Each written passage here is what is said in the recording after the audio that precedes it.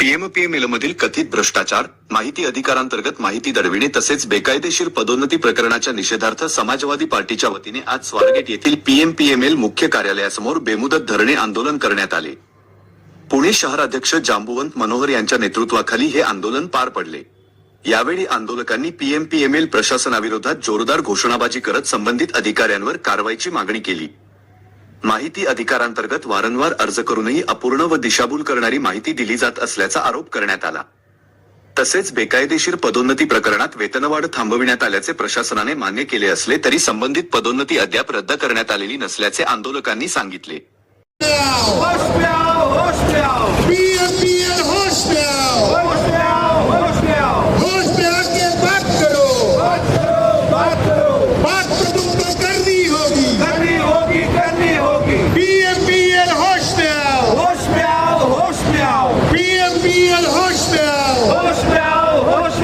नमस्कार, मी जांबुवंत मनोहर, समाजवादी पार्टीचा पुणे शहर अध्यक्ष आणि आज आम्ही पीएमपीएल समोर आंदोलनासाठी उभे आहोत. धरणे आंदोलन आहे आणि बेमुदत धरणे आंदोलन आहे. दिनांक 24/4/2026 रोजी आम्ही हे पत्र दिलं होतं आणि त्या पत्राद्वारे त्यांना सांगितलं होतं की ज्या पीएमपीएल मधल्या अनियमितता आहेत त्या अनियमिततांबद्दल आम्ही काही प्रश्न विचारले होते आणि त्या प्रश्नांची पीएमपीएल प्रशासनाकडे उत्तर मागितली होती आणि उत्तर न दिल्यास बेमुदत धरणे आंदोलन करणार आहे हे त्यांना तेव्हाच सांगितलं होतं.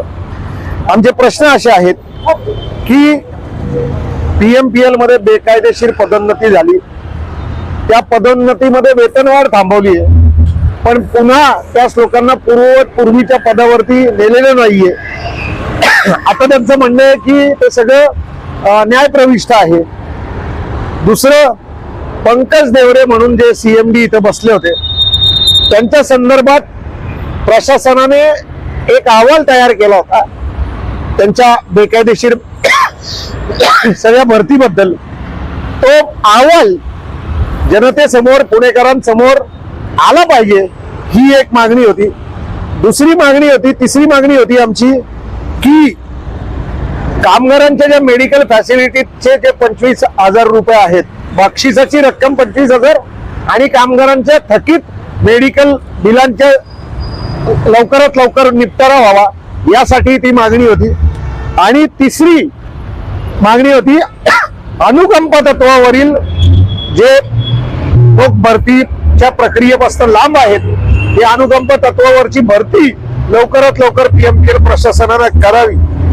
आणि शैक्षणिक पात्रता नसताना वेगवेगळ्या पदांवरती लोकांना हे केलंय, पोस्टिंग केलंय, पण त्यांच्याकडे शैक्षणिक पात्रता नाहीये. तर ज्याच्याकडे शैक्षणिक पात्रता आहे अशा व्यक्तीवरती तो अन्याय आहे आणि ह्या अन्यायाला वाचा फोडण्यासाठी समाजवादी पक्षाच्या वतीने बेमुदत धरणे आंदोलन आम्ही करण्याचा संकल्प केलाय.